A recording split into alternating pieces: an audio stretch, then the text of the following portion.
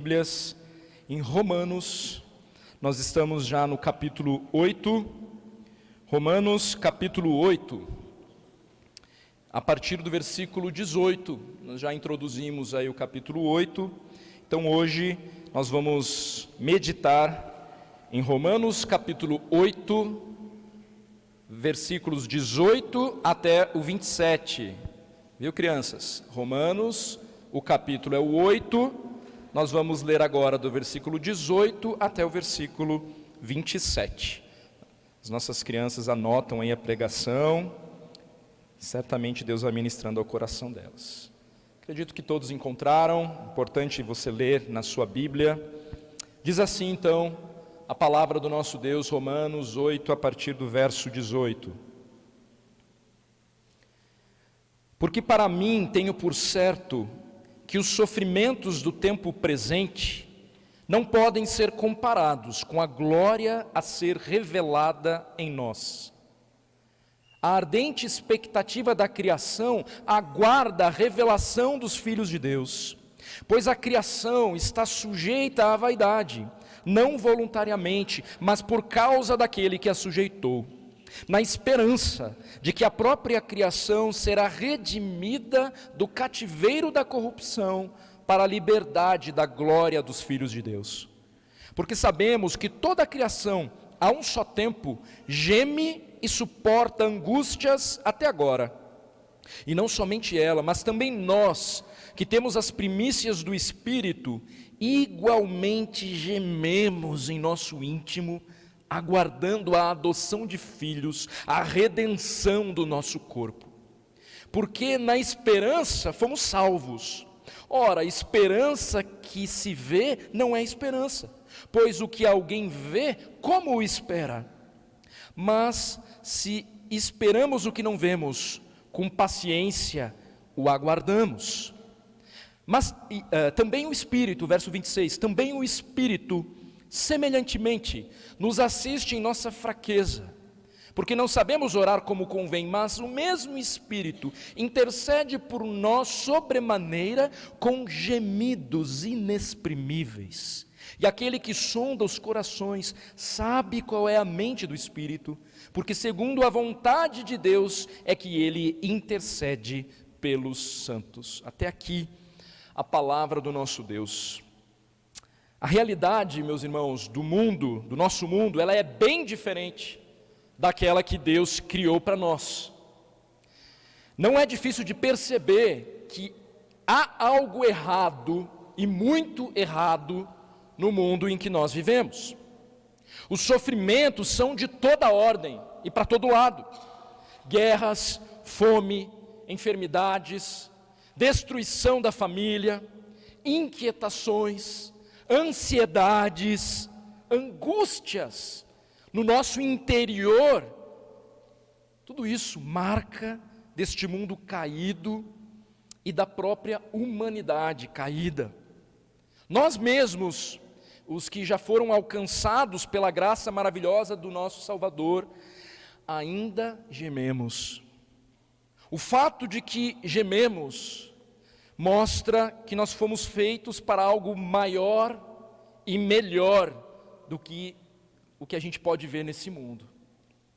E isso me fez lembrar uma frase, do famoso autor, escritor lá, o Lewis, C.S. Lewis, autor das Crônicas de Nárnia, que virou filme. Talvez você não tenha lido os livros, mas virou até filme, e ele escreveu sobre muitas coisas. Mas uma das frases dele, bem famosa, diz assim: se eu encontro em mim um desejo que nenhuma experiência desse mundo possa satisfazer, a explicação mais provável é que eu fui feito para um outro mundo. Se eu encontro em mim um desejo que nenhuma experiência desse mundo possa satisfazer, a explicação mais provável é que eu fui feito para um outro mundo. Nós olhamos para esse mundo e há algo muito errado. Nada nesse mundo é capaz de satisfazer o anseio do homem, o anseio do nosso coração. Nós gememos com esse mundo, gememos com as atrocidades desse mundo, gememos no casamento, gememos no emprego, nas finanças, com os filhos, com os pais, pelos amigos, na saúde, diante da morte, pelos vizinhos, na escola, na sociedade, pelo crime, pela corrupção. Por trás de cada uma dessas palavras, um gemido nosso. O sofrimento, ele faz parte da existência humana desde que o pecado entrou no mundo. E a afirmação dessa verdade, sentida por cada um de nós, a afirmação dessa verdade, de que o sofrimento faz parte da realidade desse mundo caído desde que o pecado entrou nesse mundo. Então, esta afirmação não tem como objetivo uma espécie de conformismo infrutífero diante do sofrimento, ou diante da constatação desse mundo terrível. O meu objetivo não é conduzir cada um de nós aqui a uma espécie de conformismo infrutífero, pois é assim mesmo, fazer o quê? Não. Nós devemos, diante do sofrimento, vigiar, para que o sofrimento que nos atinge e nos cerca, não gere em nós um coração amargurado. O que precisamos então? Um olhar que considera diante do sofrimento, esse que eu acabo de descrever aqui, que considera a soberania de Deus sobre todas as circunstâncias. Um olhar que se submete à vontade de Deus. Isso é fundamental para lidarmos com os sofrimentos, internos e externos de toda ordem. Então, irmãos, nós devemos fugir das máscaras quando nós lidamos com o sofrimento. E a única maneira de fazer isso é responder biblicamente aos gemidos que se impõem muitas vezes, são impostos por esse mundo. Ter uma resposta bíblica ao que nos faz gemer. Na prática, então, significa renovar o nosso entendimento com a verdade. E aqui vem a ideia central da pregação de hoje. Renovar o nosso entendimento com a verdade de que um dia o gemido dos remidos se transformará em glória para o Redentor. O gemido dos remidos, daqueles que foram alcançados já por Cristo Jesus, o meu e o teu, diante de todas as atrocidades, um dia, meus irmãos, se transformará em glória para o Redentor. Essa é a ideia central dessa mensagem. Carregar a cruz de Cristo significa aguentar um mundo que ainda está sujeito às consequências do nosso pecado, na esperança de um dia melhor. Na esperança de um dia melhor. Assim então, meus irmãos, o primeiro ponto da nossa mensagem tem a ver com entendermos essa relação entre sofrimento e glória. Há uma relação no texto em que nós acabamos de ler entre sofrimento e glória.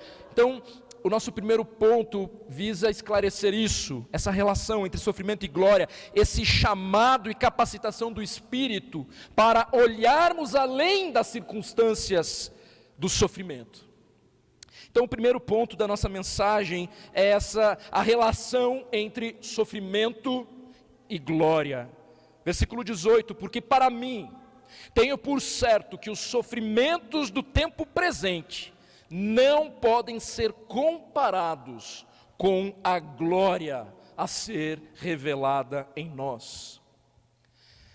Paulo, ele identifica o sofrimento dos remidos, dos cristãos, com os sofrimentos de Cristo. Nós vimos semana passada, no versículo 17, se você olhar aí, diz assim: ora, se somos filhos, somos também herdeiros, herdeiros de Deus e co-herdeiros com Cristo. Se com Ele sofremos, também com Ele seremos glorificados. A relação entre sofrimento e glória para o cristão é que faz toda a diferença quando pensamos em como devemos lidar com o sofrimento. Deus então nos exorta a olharmos além diante do sofrimento. No texto que nós lemos no início desse culto, em 2 Coríntios 4, abra sua Bíblia, em 2 Coríntios 4, 16 a 17, no texto que nós lemos ali, Paulo afirma, 2 Coríntios 4, 16, 17, por isso não desanimamos, pelo contrário, mesmo que o nosso homem exterior se corrompa, contudo, o nosso homem interior se renova de dia em dia, porque a nossa leve e momentânea tribulação produz para nós coisas que se veem. Verso 17, porque a nossa leve e momentânea tribulação produz para nós eterno peso de glória, acima de toda comparação. Verso 18, não atentando nós nas coisas que se veem, mas nas que se não veem, porque as que se veem são temporais, e as que se não veem são eternas. A nossa leve e momentânea tribulação produz para nós eterno peso de glória. Então, apesar dessa relação estreita, que o versículo 17 de Romanos 8 nos indica entre o nosso sofrimento com o sofrimento de Cristo, e daí então a gente faz essa ligação que implicaria em que? Num sofrimento oriundo de perseguição, assim como perseguiram Cristo, aqueles que são de Cristo serão perseguidos. Então há esta relação, entre o tipo de sofrimento que Cristo padeceu e o tipo de sofrimento que nós, por pertencermos a Cristo, também vamos padecer nesse aspecto da perseguição, por sermos filhos de Deus.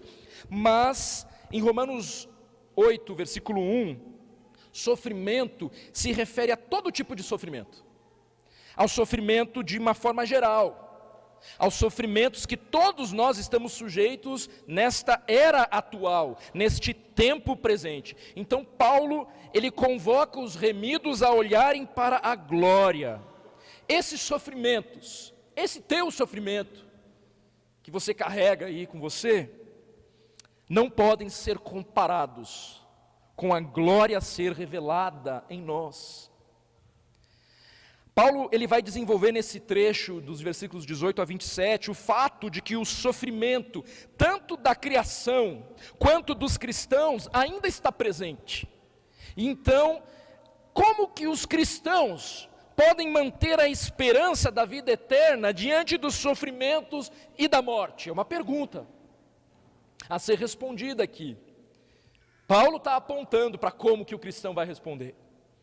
Se fomos libertos, e ele vem desenvolvendo isso, a salvação em Cristo Jesus, o versículo 1 do capítulo 8 ainda vai falar que já não há mais condenação, nós fomos libertos. Mas então, se fomos libertos, se pertencemos a Cristo, se somos o povo de Deus, já não há mais condenação para os que estão em Cristo Jesus, então por que nós continuamos sofrendo? E muitas vezes, sofrendo uma pena e sofrendo de tal maneira, que quando a gente compara com um ímpio que declara com todas as letras que odeia Jesus, fica assim uma conta que parece que não fecha.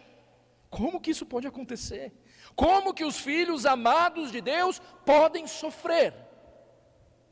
A resposta para esses questionamentos, para essas perguntas que eu e você fazemos, especialmente quando o sofrimento bate a nossa porta de forma grandiosa, quase que inexplicável, a resposta para esses questionamentos se dá quando Paulo aponta, meus irmãos, no texto que nós lemos aqui, para a glória futura a ser desfrutada pelo crente.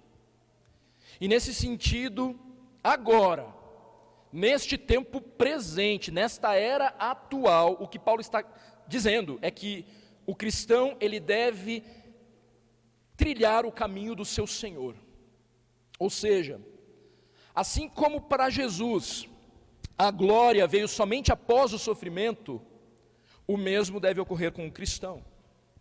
É por isso que aguardamos, é por isso que os sofrimentos presentes, eles não podem ser comparados com a glória a ser revelada em nós. Nós ainda vivemos uma vida incompleta neste sentido. Apesar de termos sido renovados, restaurados, já não há mais condenação, mas há este gostinho ainda, diante de tudo que nos cerca, diante da luta contra o nosso pecado, que ainda aguardamos com expectativa a consumação de todas as coisas. Então sim, nós temos vida em Cristo, mas nós aguardamos o momento em que esta vida será então plenamente desenvolvida. Em 1 Pedro 5, 10, 11, nós lemos: ora, o Deus de toda graça, que em Cristo vos chamou à sua eterna glória, depois de terdes sofrido por um pouco, Ele mesmo vos há de aperfeiçoar, firmar, fortificar e fundamentar. A Ele seja o domínio pelos séculos dos séculos. Amém. É interessante porque o versículo 11 vai falar: a Ele seja o domínio pelos séculos dos séculos. Amém. Nos lembra da sua soberania. E o que antecede é uma relação, depois de vocês terem sofrido por um pouco, o nosso Deus, Ele não perde o controle da história e do sofrimento. Ele, na verdade, tem um sofrimento para as nossas vidas com propósito. O propósito de ser glorificado através das nossas vidas e o caráter de Cristo ser forjado em nós. Então, como cristãos, nós devemos entender o sofrimento desta vida em um contexto maior e que transcende o mundo, que vai além do que os nossos olhos podem ver. Embora esse entendimento a respeito disso, deste senso da eternidade, esse entendimento, ele não alivia a presente intensidade do sofrimento. Um pai que perde um filho é ferida que jorra. Você aquece o seu coração com a perspectiva da eternidade, e é isso que realmente fortalece e te capacita a andar cada passo, mas isso não retira a dor, a necessidade do choro, a intensidade, ela não é aliviada em virtude disso, né? Mas é assim que nós cristãos podemos suportar e até mesmo superar a dor neste mundo, com a expectativa confiante de que o sofrimento não é a palavra final. Sobre as nossas vidas, meus irmãos, nós podemos passar pelo que for, mas o sofrimento não terá e não tem a palavra final sobre as nossas vidas. Não tem. Nós não precisamos fazer com que o sofrimento se torne a nossa identidade. Embora nesse mundo nós estamos gemendo, mas o sofrimento não precisa ser a nossa identidade. Embora certamente marque as nossas vidas. Marca. Expectativa confiante de que o sofrimento não é a palavra final, é assim que nos movemos. Então, quando olhamos com fé para a expectativa da glória a ser revelada em nós, de fato, todo o sofrimento desse mundo é incomparável. O versículo 18 está falando a respeito disso. O contraste, quando nós colocamos então nessa balança, experimente colocar na balança então aí agora, o sofrimento, e aí o contraste com essa glória que nos está reservada. O contraste é tão grande, que aquilo que hoje nos é apavorante, penoso e triste, torna-se nada, diante do peso da glória que nos está prometida. É o que Pedro diz em 1 Pedro capítulo 5. Se torna em nada. Então há um convite. Como que o cristão lida com o sofrimento? Claro que não é sem chorar. Claro que não é sem gemer. Nós já vimos aqui, nós gememos, aguardando o retorno do nosso Mestre. Quando então Ele já será tudo em todos. E aí nós lembramos semana passada, né? Já não haverá mais pranto, nem choro, nem dor, nem morte. E nem ter que lidar com o pecado nas nossas vidas, que interfere em tudo, que mancha tudo. Como petróleo na ave, né? Numa ave, aquelas fotos, pecado em nós.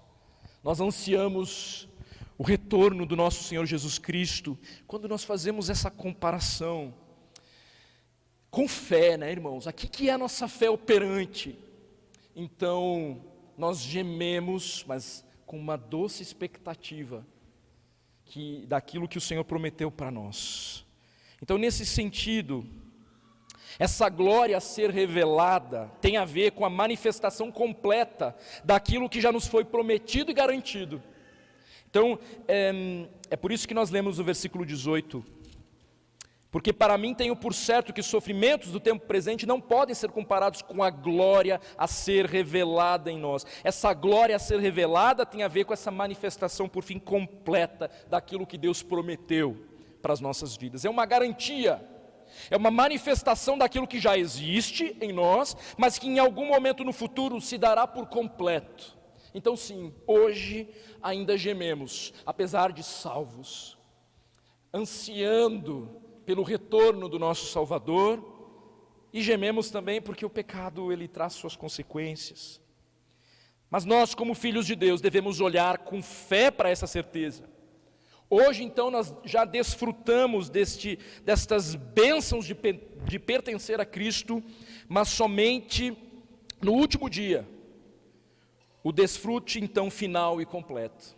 E nós precisamos perseverar, irmãos, onde já não haverá mais choro ou pranto.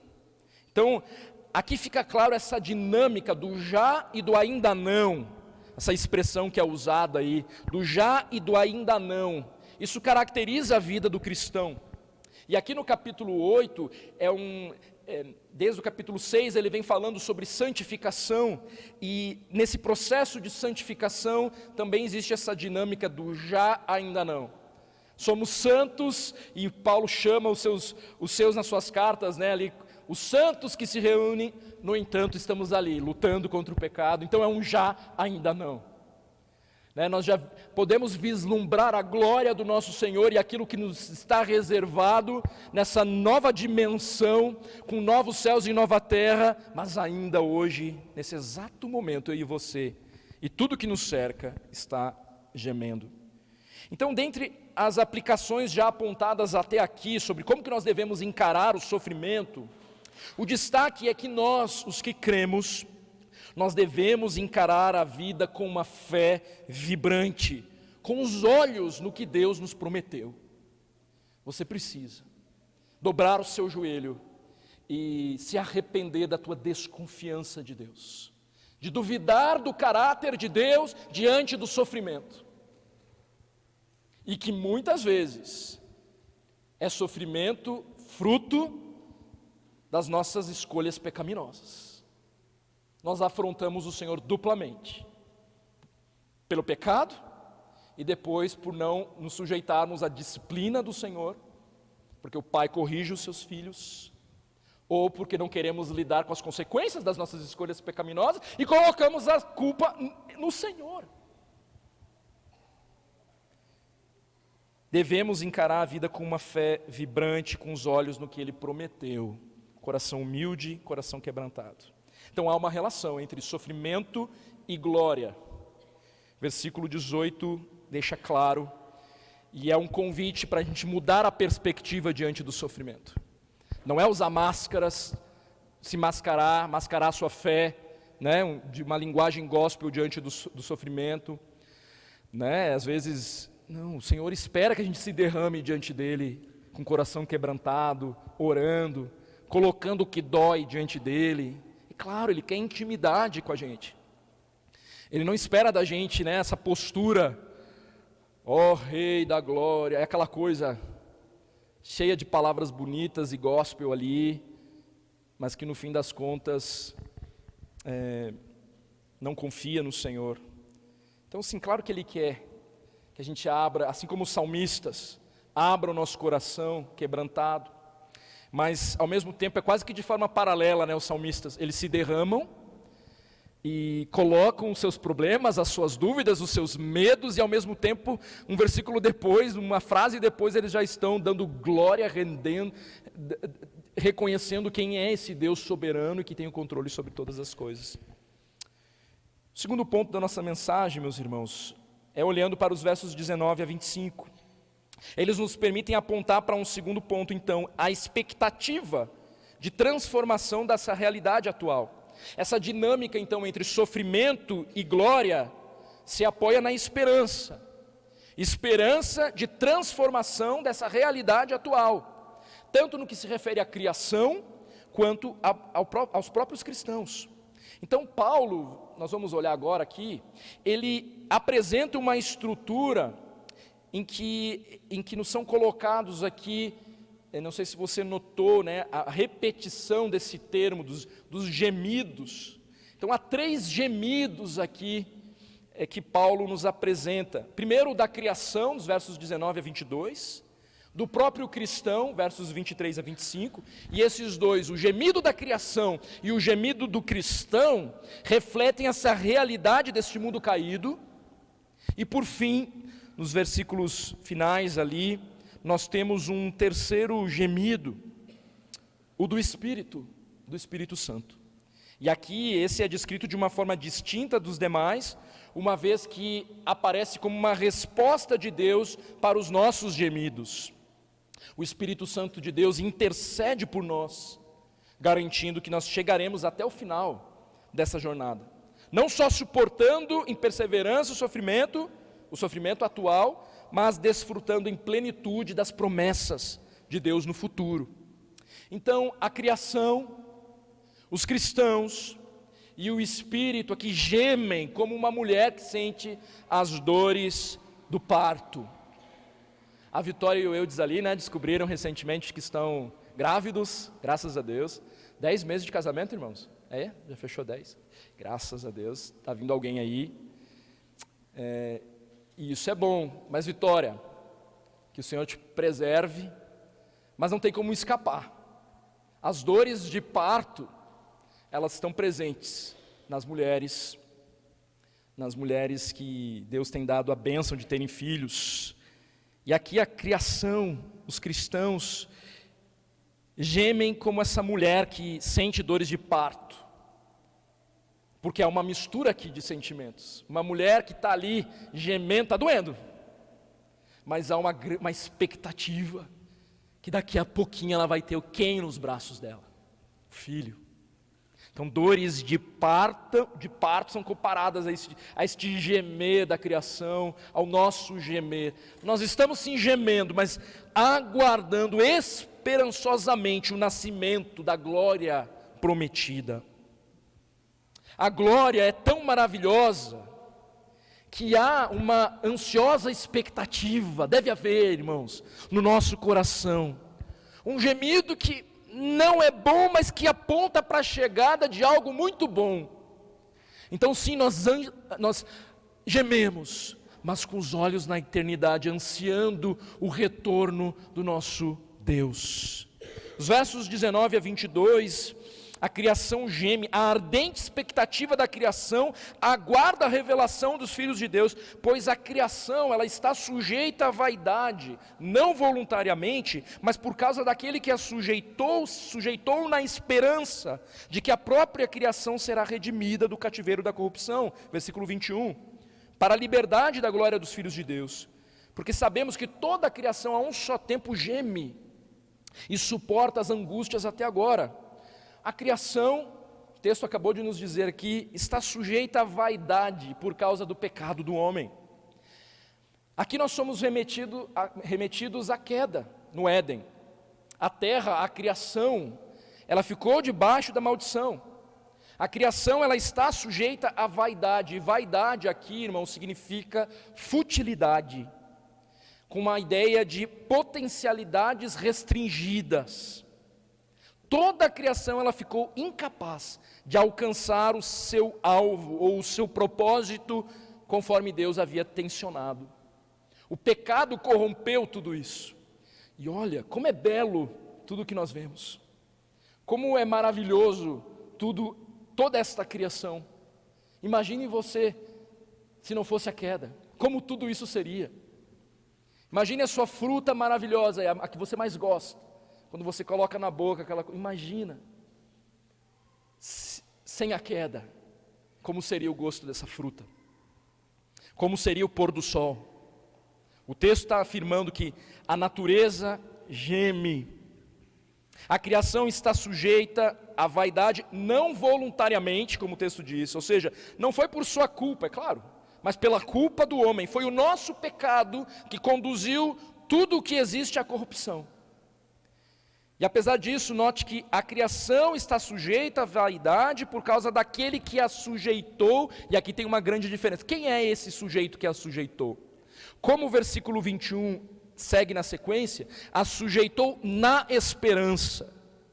Então aqui quem a sujeitou na esperança de que a própria criação será redimida do cativeiro da corrupção.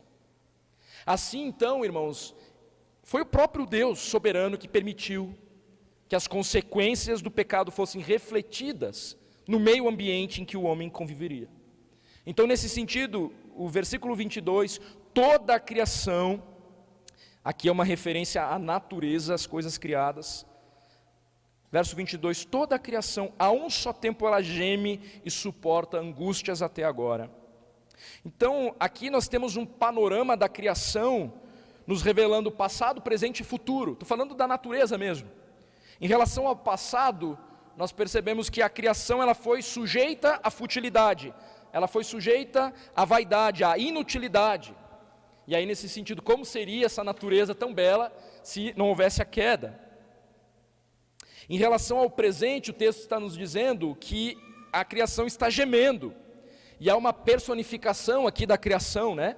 Mas ela geme para deixar claro que, para cada um de nós, que há uma expectativa ardente de transformação em relação ao mundo criado. E aí há uma relação com o futuro aqui, que será de fato transformado, tudo que nós conhecemos. A criação será libertada, atingindo então o seu potencial máximo, quando o Senhor Jesus Cristo retornar. Então, basicamente, a criação, ela não poderá realizar o seu propósito, o propósito pelo qual ela foi criada, até que o homem realize o propósito pelo qual ele foi criado. Então, a natureza, nesse mundo caído, ela é violenta, ela é hostil, desde a queda. E aí, há uma lei, né, da entropia, que diz que todas as coisas tendem à desordem e à degradação. Se nós abandonarmos esse templo aqui, nunca mais retornarmos aqui, ele vai se conservar limpo? Não, vai ter mato crescendo aqui, ó, do nada. Mas como que o mato? A tendência das coisas é desordem e degradação. Olha como isso, e basta simples observação.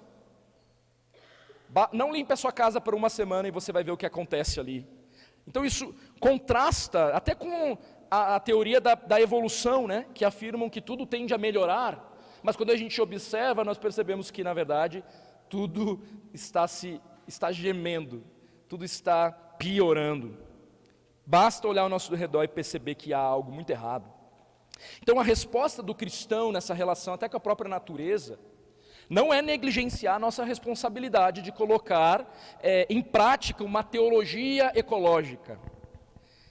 O cuidado com a natureza. É claro que nós devemos cuidar da natureza, mas nós não podemos perder de vista que a natureza ela geme em virtude da queda. Há uma resposta espiritual para a questão da ecologia.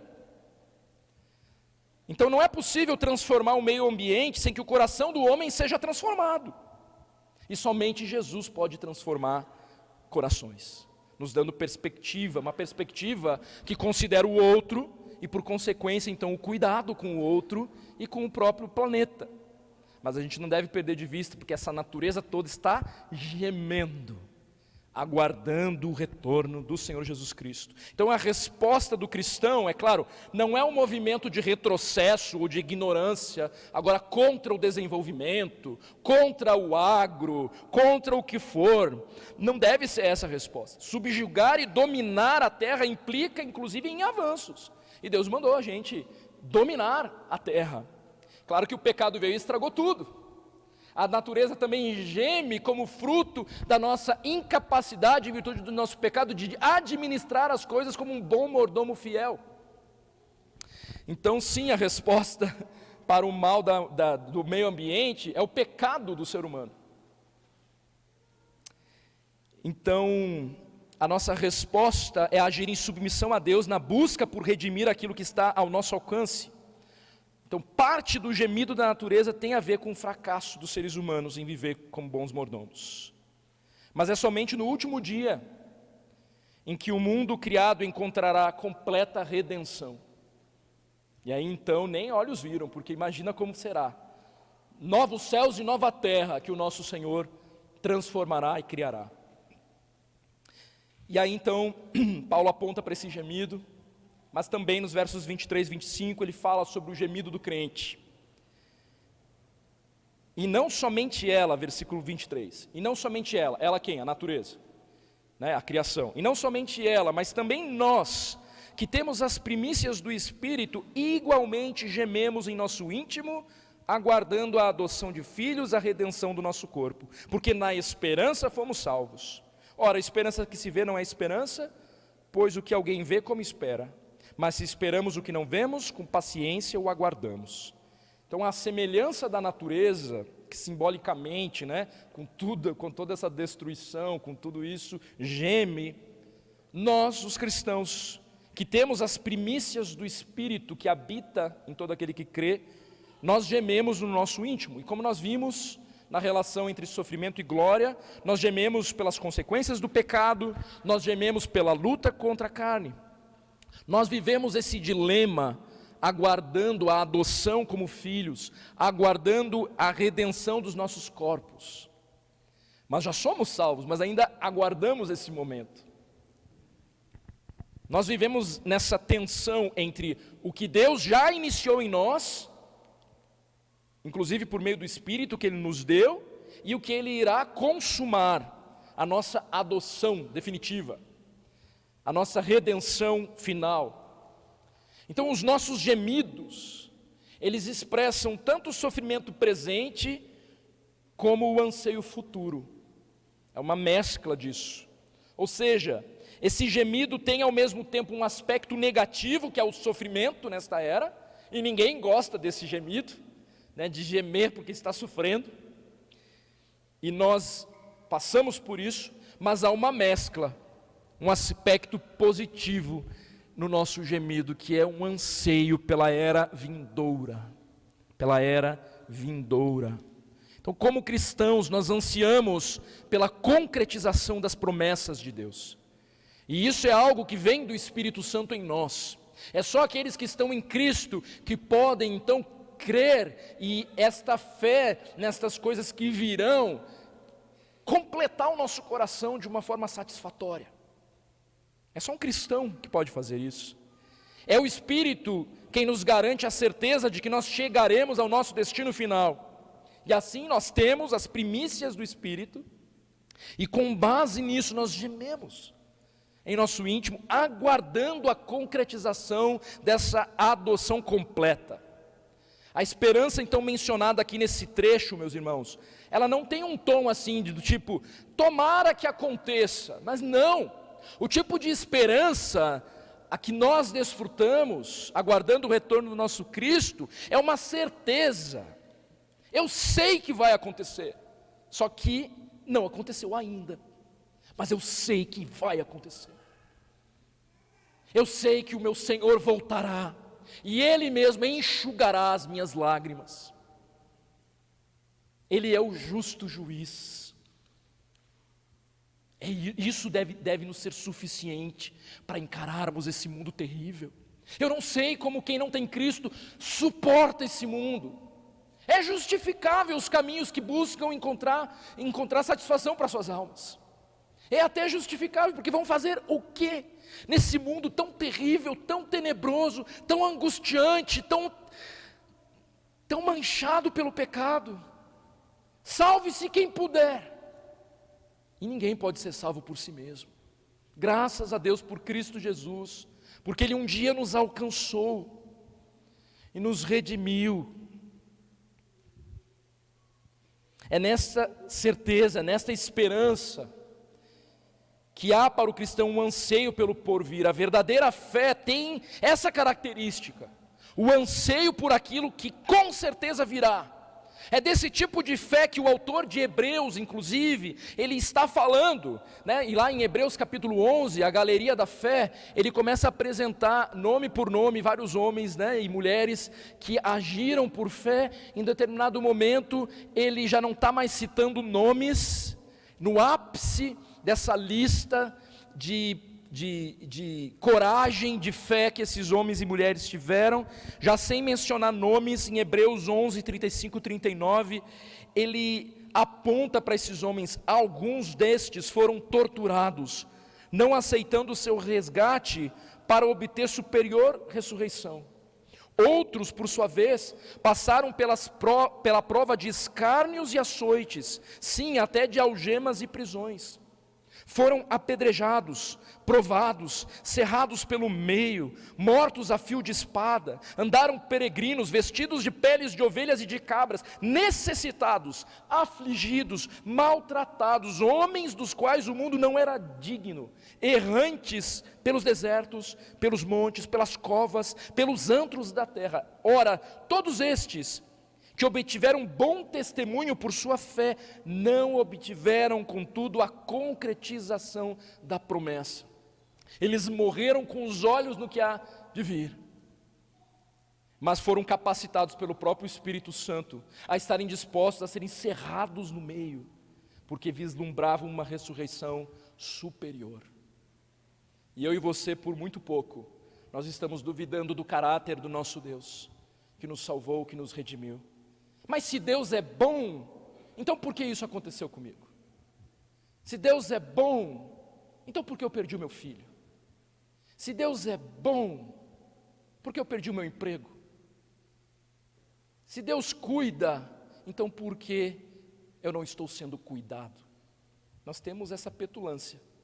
Ainda bem que o nosso Deus é cheio de graça e misericórdia. E apesar disso, Ele nos trata como um pai que nos corrige. E graças a Deus por Cristo Jesus. Mas a galeria da fé nos remete a esse tipo de fé e sofrimento. Glória e sofrimento. Os crentes precisam de perseverança paciente nas provações, enquanto aguardam o clímax da obra de Deus na vida deles. Se esperamos o que não vemos, com paciência o aguardamos. Nós estamos aguardando. Manter-se firme, irmãos, debaixo de intensa pressão, é possível para o cristão. É possível.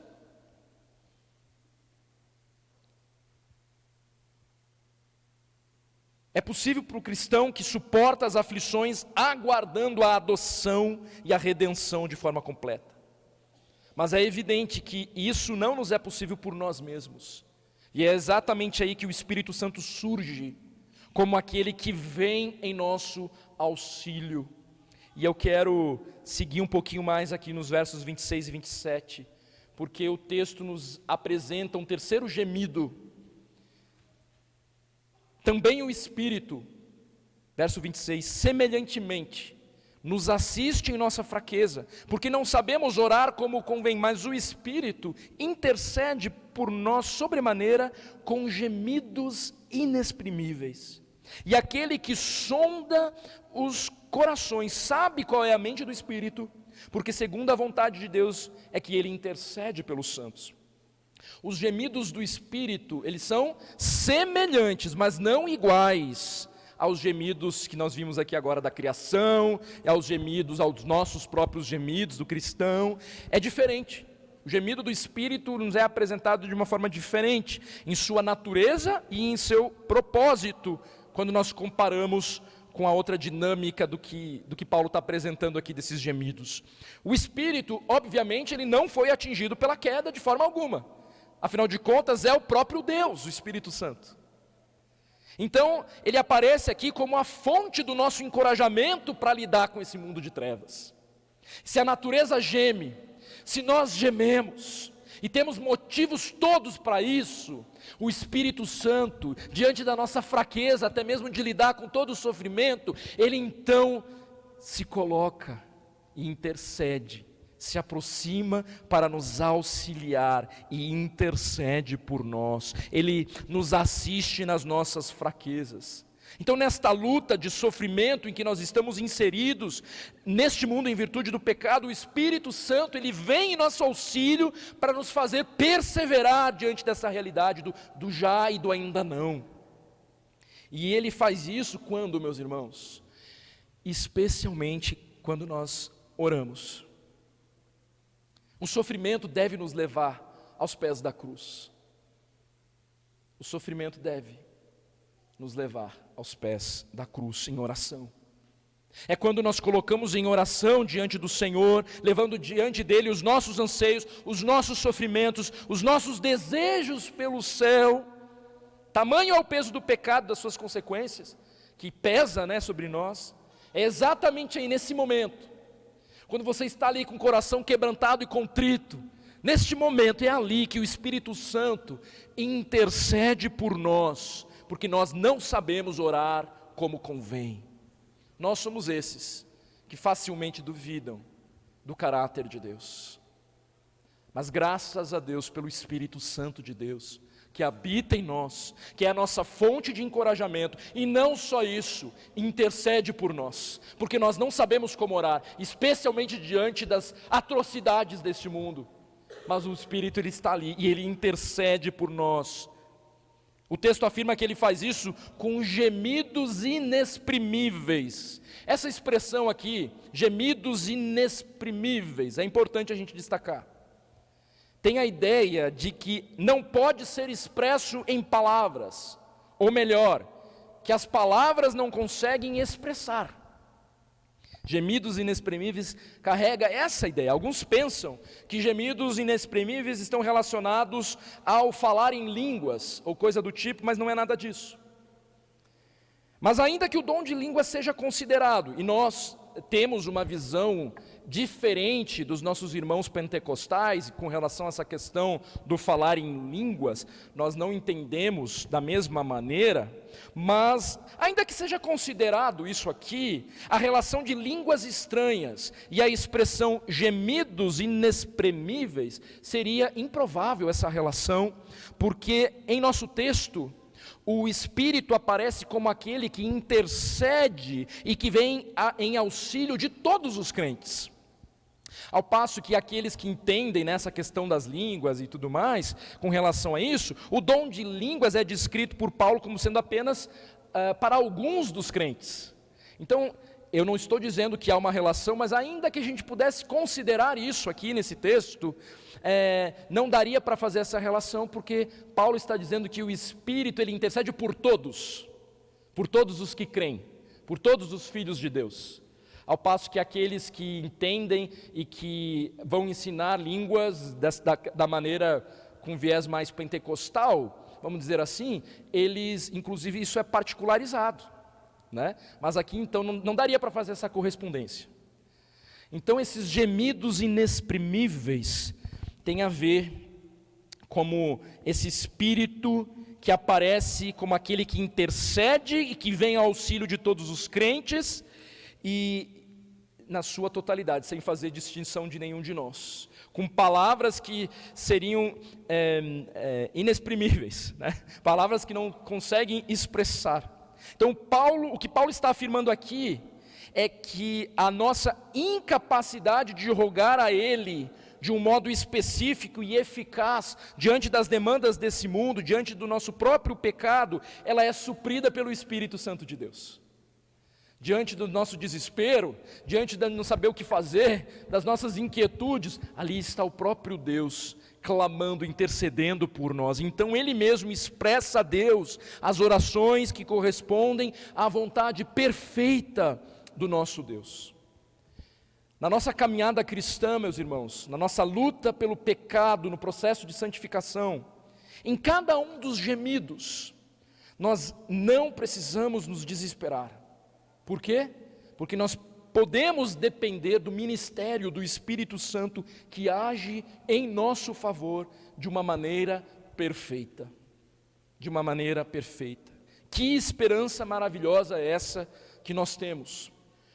O Espírito intercede por nós de uma forma perfeita, porque Ele faz isso segundo a vontade de Deus. E que maravilha saber que o Espírito Santo, Ele de fato ora efetivamente ao Pai por nós, durante as dificuldades e incertezas da nossa vida aqui na terra. Nós não estamos desamparados, nós não estamos sozinhos, diante das nossas dores e dos nossos sofrimentos. Deus, o próprio Senhor Jesus Cristo, enviou o Consolador, que nos consola nas nossas fraquezas, que intercede por nós e traz na nossa memória a razão da nossa esperança. Cristo Jesus voltará e fará nova todas as coisas. Quando considera tudo isso, por fé, os sofrimentos presentes e passageiros virão pluma diante do peso da glória que nos está reservada. A vitória na vida cristã é só pelo poder do Espírito. É por isso que há esperança para nós, na certeza de fé de que nós não seremos engolidos pela depressão, que nós não seremos engolidos pela ansiedade, que nós não seremos engolidos pelos nossos pensamentos acelerados, porque o próprio Espírito Santo de Deus, que intercede por nós, nos dá da paz que excede todo o entendimento. Então, quando não sabemos orar, irmãos, talvez na luta contra o teu pecado, que você já não aguenta mais, tudo que você precisa fazer é se dobrar e colocar o teu coração quebrantado diante de Deus. E eu creio que o Espírito Santo, até mesmo quando você já não tem mais nada o que dizer, porque já falou tantas vezes até, mas ali o Espírito intercede, Ele clama, Ele nos garante um livre acesso por meio de Cristo ao trono da graça. Isso é presente para nós. Isso deve encher o teu coração de paz. É isso que tem que encher o teu coração de segurança. É nisso que tem que estar depositada a sua alegria e a sua esperança. Se você está se agarrando a qualquer outra coisa que não seja esta esperança, a esperança da glória que nos está reservada, é palha. Quando te for retirado, o teu mundo vai cair. Então, se é a tua família e ela te é retirada, o teu mundo cai. Se é teu trabalho, o que tem o potencial de te levar à lona? Muito cuidado, porque potencialmente esse pode ser o Deus que você adora. Se curve diante do único Deus, Ele não divide a sua glória com ninguém. A santificação é aplicada pelo Espírito. O sofrimento do presente, da presente era, é incomparável diante do que Deus tem preparado para nós. Então tenha em mente, meus irmãos, que um dia o gemido dos remidos se transformará em glória para o Redentor. Nisso nós cremos e assim devemos encorajar uns aos outros a olharmos para Cristo e a dependermos não de homens e não de nada do que esse mundo tem para oferecer, porque vai passar, mas dessa gloriosa glória que nos está reservada. Que o desejo do teu coração seja esse: encontrar satisfação no que Deus tem para te oferecer, depositar a tua confiança no que Ele tem para oferecer. Feche seus olhos, baixe sua cabeça, e eu quero dar um tempo, enquanto a equipe vem aqui, para você orar e colocar diante do Senhor tudo aquilo que, enquanto eu falava dos gemidos, das dores e do sofrimento, veio à sua mente aí, não só pelo que acontece no mundo, mas também na esfera pessoal, no teu coração. Coloque tudo isso diante do Senhor. Cada um desses sofrimentos, cada uma dos teus anseios, coloca diante do Senhor em oração.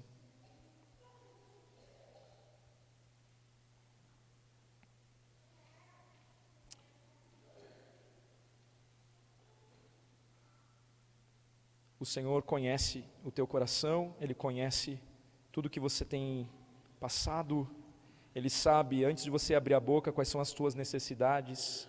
Ele sabe todas as coisas, é um Deus soberano sobre tudo.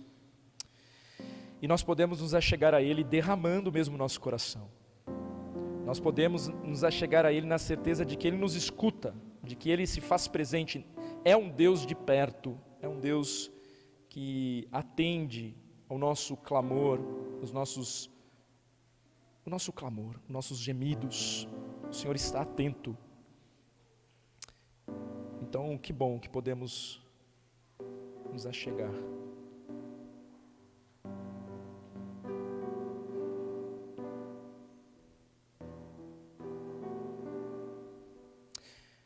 Bondoso Deus, em nome de Jesus, nós queremos agradecer pela Tua palavra, que é viva, que é eficaz. Agradecer pela Tua palavra que nos aponta numa direção certa. Nesse mundo de incertezas, de inquietações, do pavor, da morte, das enfermidades, das guerras, a Tua palavra nos é porto seguro, onde nós podemos nos amparar nas Tuas promessas verdadeiras. E hoje nós vimos aqui que os sofrimentos da presente era, as consequências do pecado que nos atinge por todos os lados, em todas as áreas da nossa vida, as consequências não se comparam ao que o Senhor prometeu para cada um de nós. Então, Senhor, eu clamo para que o Teu Espírito Santo possa consolar cada coração aqui, como só Ele pode fazer.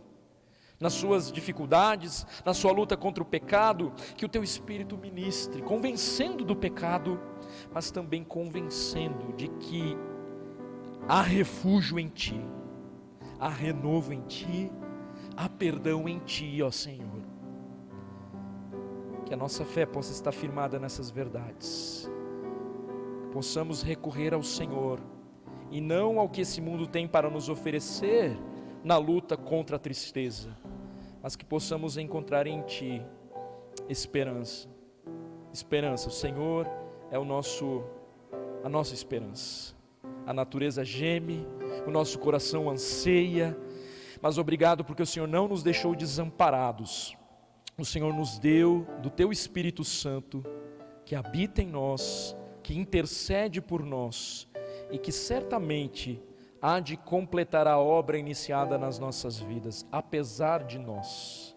Então, Senhor, restaura a nossa visão, a nossa maneira de olhar para o sofrimento, possamos olhar para o Senhor nessa semana especialmente, de uma maneira muito especial, perceber o Teu socorro bem presente na tribulação.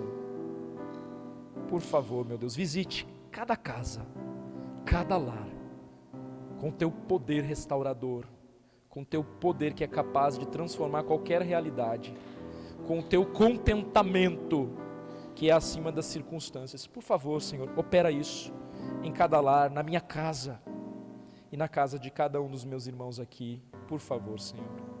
E se alguém ainda não Te conhece, que tenha andado perdido nesse mundo de trevas, sem sentido para a sua vida, Senhor, tem misericórdia, que eles possam ser convencidos por Ti, de que o Senhor de fato é o caminho, a verdade e a vida. O Senhor nos dá a vida abundante, vida segura, não sem dor nesse mundo de trevas, mas viva esperança do Teu retorno. Possamos encorajarmos uns aos outros com essas verdades, e que o Teu Evangelho cumpra com os Teus propósitos em cada vida que está aqui nessa noite. A Tua palavra, da mesma maneira, para a salvação, para a condenação. Em nome de Jesus é que oramos. Amém e amém. Vamos nos colocar em pé.